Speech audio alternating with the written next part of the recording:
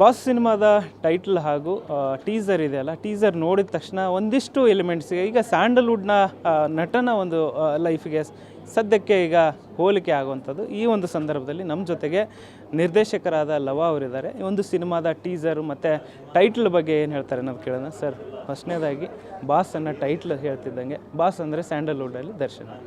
So ಇದೇ title ಯಾಕೆ, ಹೇಗೆ? ಸರ್, ನಮ್ಮ ಕತೆಗೆ ಪೂರಕವಾಗಿದ್ದು ಬಾಸ್ ಸಿನಿಮಾ ಟೈಟಲ್. ಹಾಗಾಗಿ ನಾನು ಬಾಸ್ ಸಿನಿಮಾ ನನ್ನ ಸಿನಿಮಾಕ್ಕೆ ಬಾಸ್ ಟೈಟಲ್ ಇಟ್ಟಿದ್ದೀನಿ ಸರ್.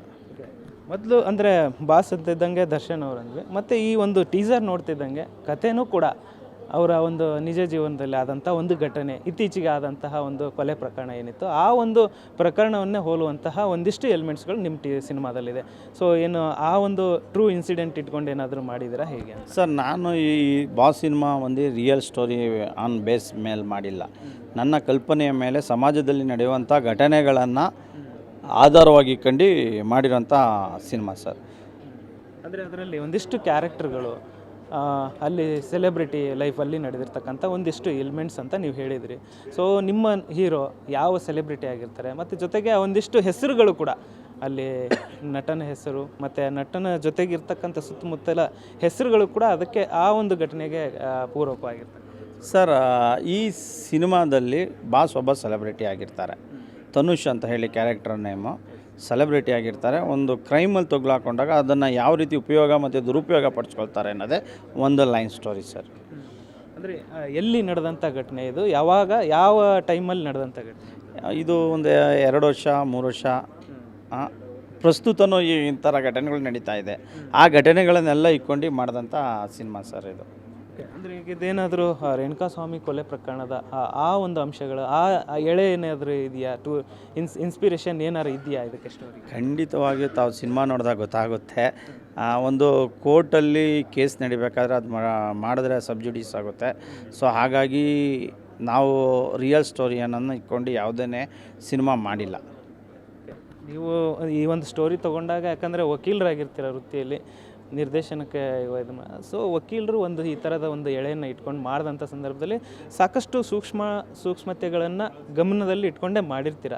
ಆದರೆ ಮುಂದಿನ ದಿನದಲ್ಲಿ ಸೆನ್ಸಾರ್ಗೆ ಇದನ್ನು ಯಾವ ರೀತಿಯಾಗಿ ಇದನ್ನು ಮಾಡ್ತೀರಾ, ಅಥವಾ ಸೆನ್ಸಾರನ್ನು ಒಂದಿಷ್ಟು ಪ್ರಶ್ನೆಗಳಿಗೆ ಆನ್ಸರ್ ಮಾಡೋದಕ್ಕೆ ಹೇಗೆ ಸಿದ್ಧತೆ? ಈಗ ನಮ್ಮ ಸೆನ್ಸಾರ್ ಬೋರ್ಡ್ ಏನು ಹೇಳುತ್ತೆ ಅದಕ್ಕೆ ನಾವು ಒಪ್ಪಲೇಬೇಕು. ಅವ್ರು ಹೇಳಿದ್ನ ಕೆಲವುಗಳನ್ನು ನಾವು ಒಪ್ಪದಲ್ಲೇ ಇದ್ದನೂ ಕೂಡ ಅಪೀಲ್ ಹೋಗ್ಬೋದು. ಹಾಗಾಗಿ ಇದೆ ನಮಗೆ ಪಾಸಿಟಿವ್ ಆಗಿದೆ. ನಾವು ಮಾಡಿರೋಂಥ ಸಿನಿಮಾ ಬಗ್ಗೆ ಕಾನ್ಫಿಡೆಂಟ್ ಇದೆ. ಇಲ್ಲೇ ಸೆನ್ಸಾರ್ ಆಗುತ್ತೆ ಅನ್ನೋ ನಂಬಿಕೆನೂ ಇದೆ ಸರ್. ಎಲ್ಲೆಲ್ಲಿ ಶೂಟ್ ಮಾಡಿದ್ದೀರಾ? ಅಂದರೆ ಶೂಟಿಂಗ್ ಲೊಕೇಶನ್ ಏನಾದರೂ ಬೇರೆ ಬೇರೆ ಕಡೆ ಎಲ್ಲ ಮಾಡಿದ್ದೀರಾ, ಅಥವಾ ಬೆಂಗಳೂರು ಸುತ್ತಮುತ್ತ? ಬ್ಯಾಂಗ್ಳೂರು ಸುತ್ತ ಸರ್. ಬ್ಯಾಂಗ್ಳೂರು ಸುತ್ತ ದಿನ ಶೂಟ್? ಒಂದು 42 ಡೇಸ್ ಮಾಡಿದ್ದೀವಿ ಸರ್. 42 ದಿನ ಮಾಡಿದ್ದೇವೆ. ಅಂದರೆ ಶೂಟಿಂಗ್ ಕಂಪ್ಲೀಟ್ ಆಗಿದೆ, ಇನ್ನೇನಾದರೂ ಬಾಕಿ ಇದೆ? ಇಲ್ಲ, ಎಲ್ಲ ಕಂಪ್ಲೀಟ್ ಆಗಿದೆ. ಸೊ ಸೆನ್ಸಾರ್ಗೂ ಅಪ್ಲೈ ಮಾಡಿದ್ದೀವಿ. ಸದ್ಯದಲ್ಲೇ ಸೆನ್ಸಾರ್ ನೋಡ್ತಾರೆ ಸರ್. ಸಿನಿಮಾ ಯಾವಾಗ ಪ್ಲ್ಯಾನ್ಗೆ ಮಾಡ್ಕೊಂಡಿದ್ದೀರಿ? ಅಲ್ಲ, ಸೆನ್ಸಾರ್ ಆದ ತಕ್ಷಣ ನಾವು ಅದನ್ನು ಘೋಷಣೆ ಮಾಡ್ತೀವಿ ಸರ್, ಡಿಕ್ಲೇರ್ ಮಾಡ್ತೇವೆ.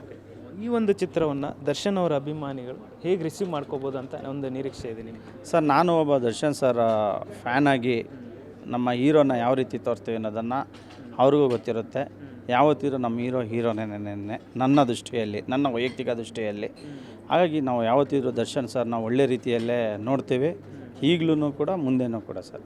ಆ ಥರ ಏನಾದರೂ ಅಬ್ಜೆಕ್ಷನ್ ಏನಾದರೂ ಮಾಡಿದರೆ ದರ್ಶನ್ ಅವರ ಕುಟುಂಬದಿಂದ ಅಥವಾ ಅವರ ಆಪ್ತ ಬಳಗದಿಂದ ಏನಾದರೂ ಬಂದರೆ ಅವರಿಗೆ ಸಿನಿಮಾ ತೋರಿಸುವಂಥ ಪ್ರಯತ್ನ ಏನಾದರೂ ಮಾಡ್ತೀವಿ? ಸರ್, ನಾನು ದರ್ಶನ್ ಸರ್ ಆಗಲಿ, ಈಗ ನಡೆದಂಥ ಘಟನೆಯನ್ನಾಗಲಿ, ಯಾವ ಘಟನೆಗಳನ್ನು ಕೂಡ ನಾನು ಮಾಡಿಲ್ಲ. ಸೊ ನನ್ನ ಕಲ್ಪನೆಯ ಕಥೆ ಇದೆ ಸರ್.